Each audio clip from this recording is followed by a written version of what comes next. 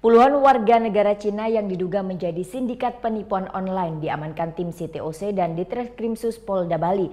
Mereka digerebek di 4 rumah yang berbeda di wilayah Denpasar dan Kuta Selatan.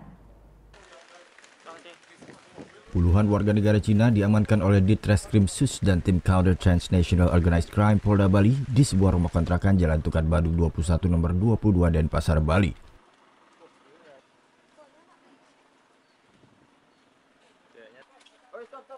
Rumah ini merupakan salah satu lokasi dari 4 lokasi yang digerebek tim CTOC Polda Bali dan Ditreskrimsus Polda Bali pada Kamis siang.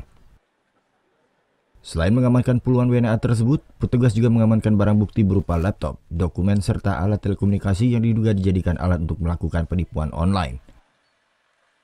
Pihak kepolisian sendiri belum bisa memberikan keterangan terkait motif dan modus yang digunakan oleh para pelaku. Berapa lokasi? Saya baru datang satu. Di mana? Hah? Di mana? Dulu Pak. Kasusnya saya cek dulu ya. Oke? Kasusnya penipuan benar-benar. Penipuan online. Penipuan online negara Cina yang kayak kasus dulu itu. Selain di lokasi tersebut, pihak kepolisian juga menggerebek 3 rumah lainnya di wilayah Kuta Selatan. 2 diantaranya di Jalan Sadewa Kompleks Pecatu Indah dan 1 di Jalan Dharma Wangsa Kuta Selatan. Dari hasil penggerebekan ini, total 64 orang berhasil diamankan, beberapa diantaranya warga negara Indonesia asal Jawa Timur.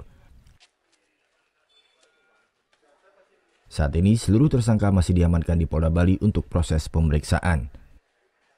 Surya Sanjaya melaporkan untuk NET.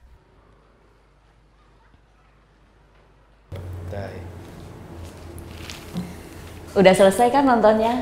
Nah, jadi jangan lupa buat like, komen, dan subscribe ya.